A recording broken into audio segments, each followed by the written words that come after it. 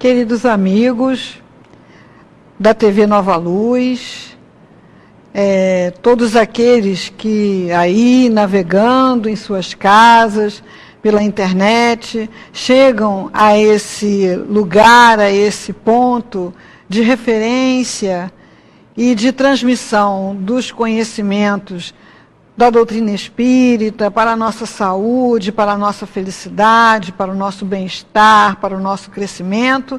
Nós estamos iniciando um pequeno curso, um pequeno apanhado das ideias sobre o tema autocura. Nessa primeira conversa, nós vamos apenas focalizar para quem que nós queremos falar.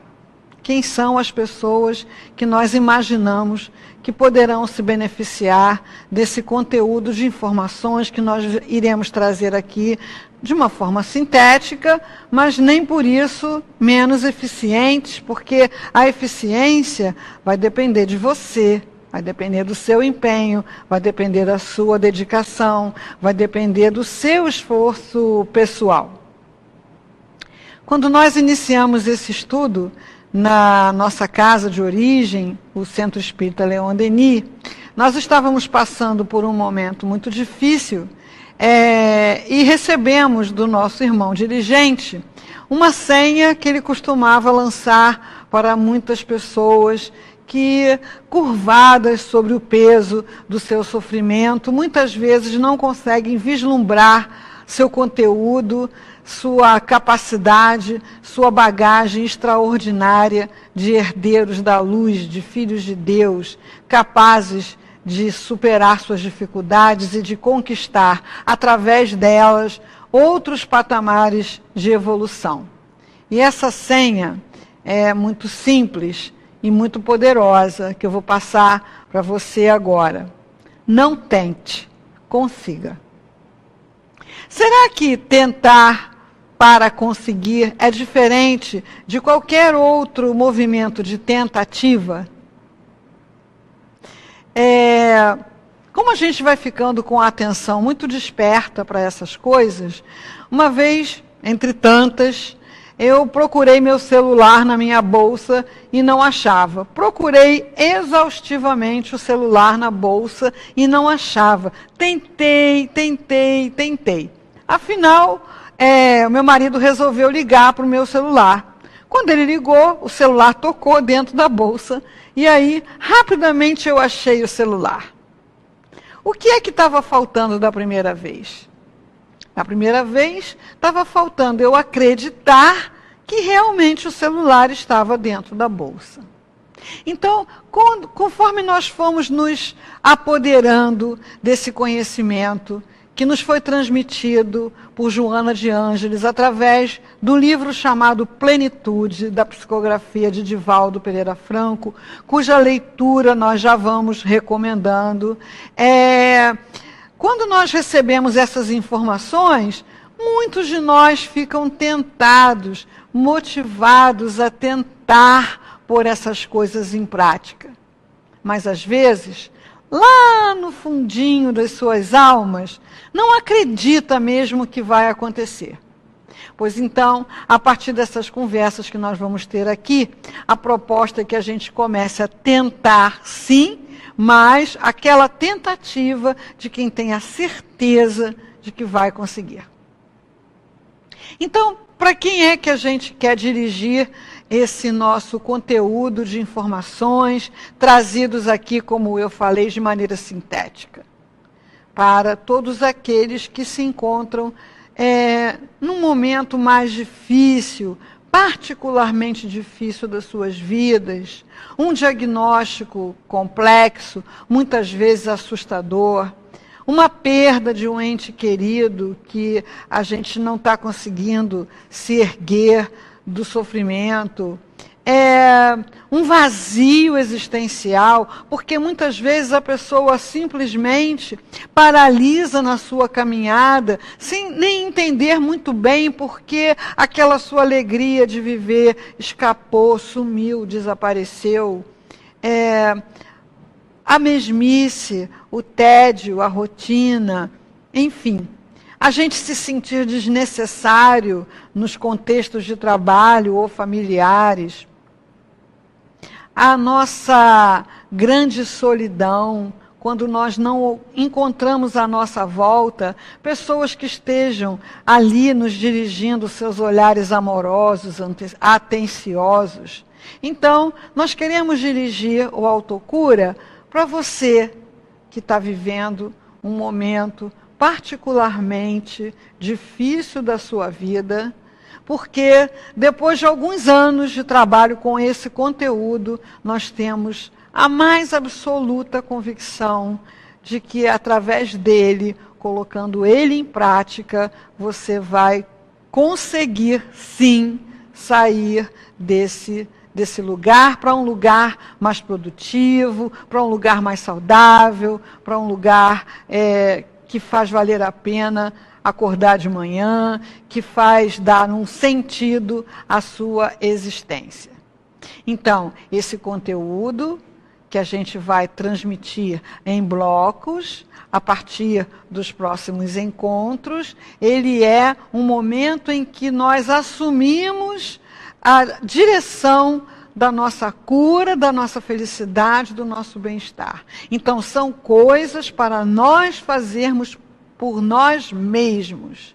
Em linhas muito gerais, cuidar do nosso pensamento, cuidar da nossa casa, cuidar do nosso corpo, cuidar dos nossos sentimentos, termos aquele momentinho para conversar com Deus e podermos ouvir na acústica da nossa alma instruções preciosas, termos um projeto existencial, termos a cada dia um pouquinho mais de amor, de generosidade, de compaixão, não é de pena não, gente, de compaixão por nós mesmos, de cuidado por nós mesmos, de amor por nós mesmos.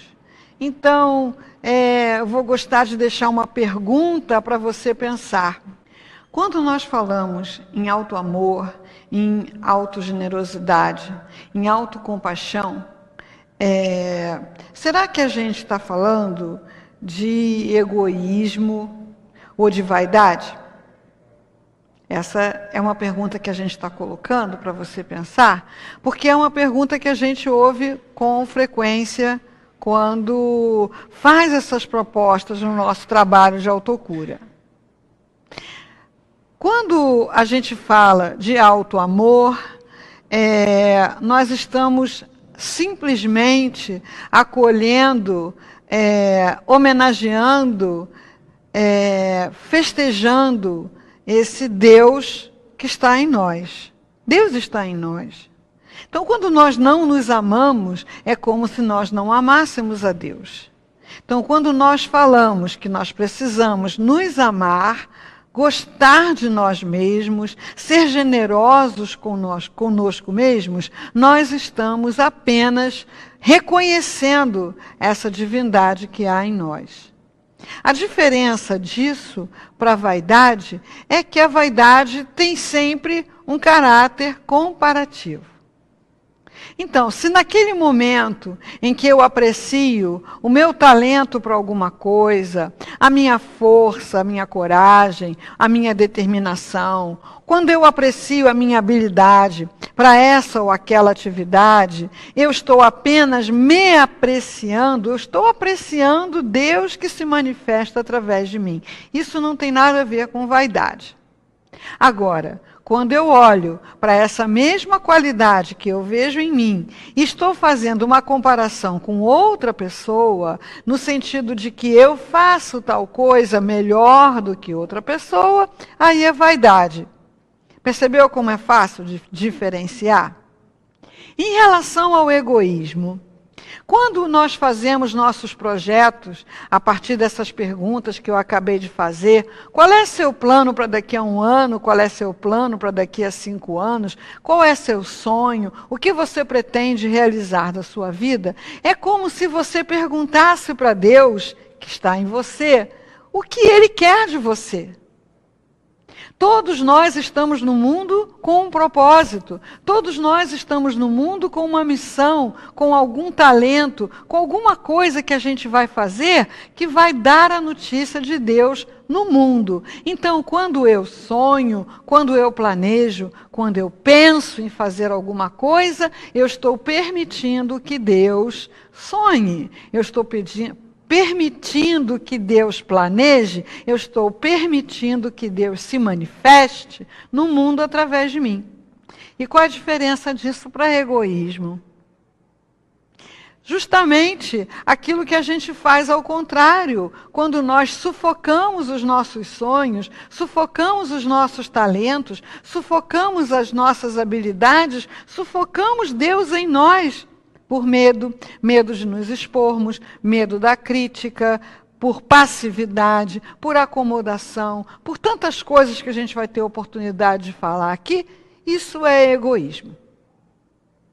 Então, antes da gente terminar esse bloco, esse início, essa apresentação, que é do método de autocura, vamos ocupar o nosso lugar nessa grande equipe que está trabalhando para a nossa saúde. Você sabe que tem uma equipe trabalhando para a sua saúde? Tem uma equipe.